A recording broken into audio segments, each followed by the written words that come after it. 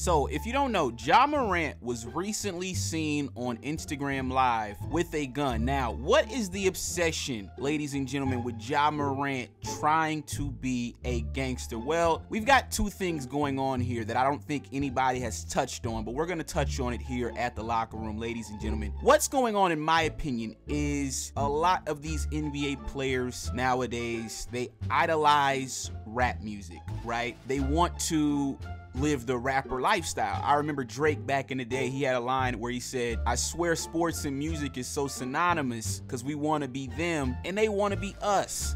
So as you guys can see on the IG Live, we got Ja Morant, chains on, grill in his mouth. I believe he's listening to NBA YoungBoy. And in my mind, Ja Morant really thinks that he's NBA YoungBoy. But the reality of the situation is that Ja Morant is in the NBA. And in the NBA, you cannot get away with doing the things that rappers do in the rap world. Now, Shams Charania came out and he had this to say about the Ja Morant situation. What's more is, I'm told, guys, that there was a players-only meeting recently where Steven Adams, their veteran center, he spoke out about how the team needs to show better discipline on the road, how they need to stay away from going out when they're on the road. This team is 12-20 on the road this year. They're stellar at home, but that's a poor road record for them.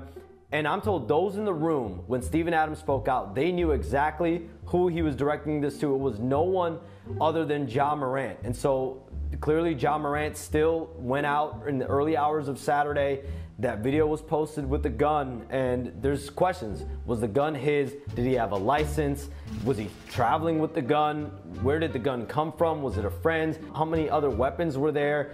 Is it even legal to carry a weapon in the area that they were at? So, Steven Adams, the vet on the team in Memphis, had a players-only meeting, and he pretty much called out Ja Morant. So, this is from Fadeaway World, ladies and gentlemen, and it says that Ja Morant went clubbing and flashed gun even after getting called out for off-court road habits at players-only meetings. So, obviously, Steven Adams saw Ja Morant doing some things that he just was not pleased with, and he tried to check him at a players-only meeting, but obviously Ja Morant wasn't having it. Now, the second thing that I want to talk about is the fact that this is the social media era of the NBA. And I've said this on the live shows very frequently, ladies and gentlemen. What we're in now is the social media era of the NBA. Guys have to be seen no matter what. Everything they do, they gotta broadcast it, they gotta take pictures of it, they gotta let the entire world know where they are at and what they are doing. I've been to the strip club many of times. I don't think I've ever went to the strip club and went on IG Live.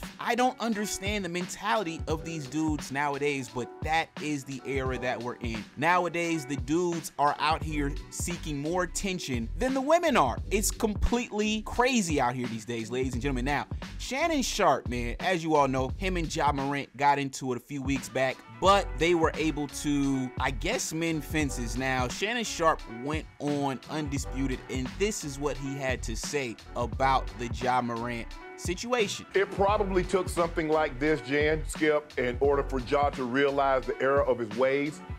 Ja was traveling down a road he didn't need to be on. And I don't want to say I'm the only one, because I believe people have tried to reach out to Ja. But Skip, when you're young and you have a lot of money, you feel, first of all, when you're young, you feel you're invincible.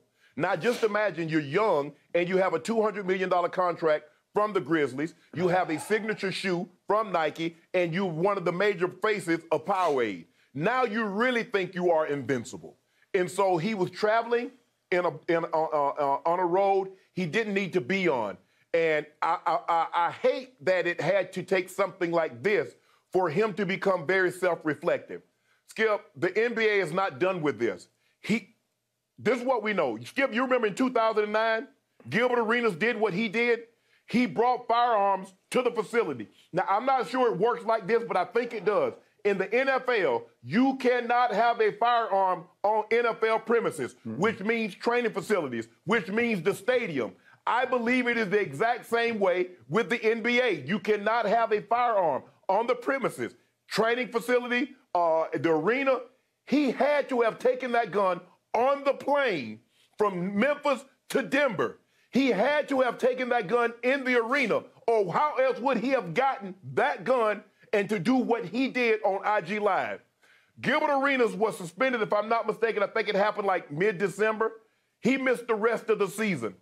I'm going to be very surprised if the NBA doesn't come down very, very harsh on Ja Morant. I like the apology. Hopefully he gets the help, whatever help that is, in dealing with what he needs to deal with. But Ja, I was just offering you advice, bro. You're talking about, and good advice, Skip, is only good if the person that is receiving it adheres to the advice. That's it. Because I can see where this was heading. Ja was wanting to be something that he shouldn't have wanted to be. As I've said before, Skip, normally people think about it, Skip. John Gotti never said that he was a gangster. No. Meyer Lansky never said they were gangsters. Mm-hmm. Gangsters never tell you what they are. They do everything they can to perpetrate something that they're not. They're not what they, we know what they were, but they wanted to be outstanding gentlemen. Skip, they had businesses. They were just great in the community because they didn't want to portray that image. Why would someone worth have a $231 million contract that kicks in next year, a signature shoe, a Powerade national ad, why would you want to be perpetuate that you're a gangster, that you're a thug? So it made no sense to me. I love the fact that Ja apologized. He knows that he was wrong. And hopefully, Skip, I don't believe, you know what, Skip, as I sat back and became very reflective myself this weekend, I do believe some of Ja peers, some of Ja homies have tried to reach out to Ja.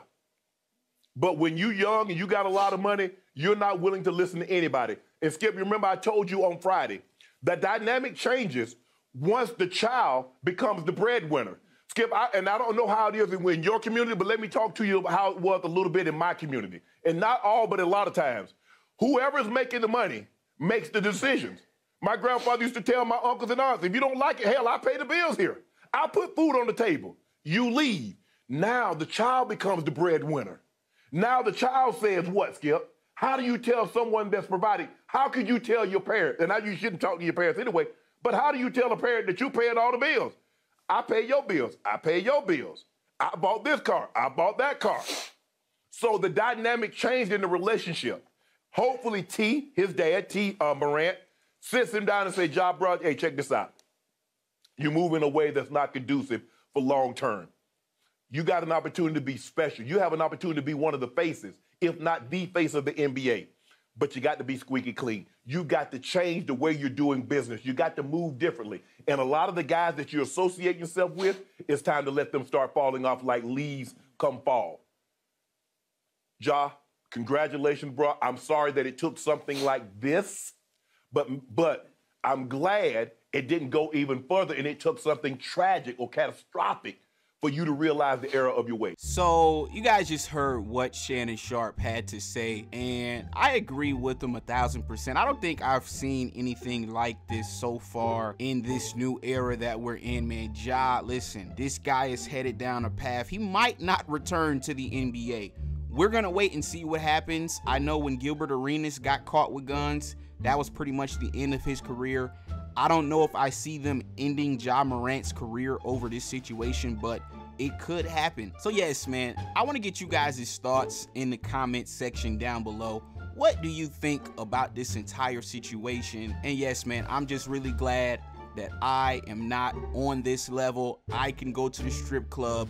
I can do just about everything that these NBA players, athletes can't do because they live in a bubble. They live in a glass house, and we're gonna see them doing everything that they do, whether we catch them doing it ourselves or whether they're posting it on social media. The difference in Michael Jordan's era, ladies and gentlemen, is that when Mike was doing his dirt, the gambling, all of the other stuff he was doing off the court, there were no cameras. Nowadays, you cannot get away with doing the things that guys like Michael Jordan did back in the 90s, man. You've got to pretty much play basketball and then take your ass home. But that's pretty much all I got, man. Like I said, for this video, this was another installment of The Locker Room. I'm going to catch y'all on the next one. Peace.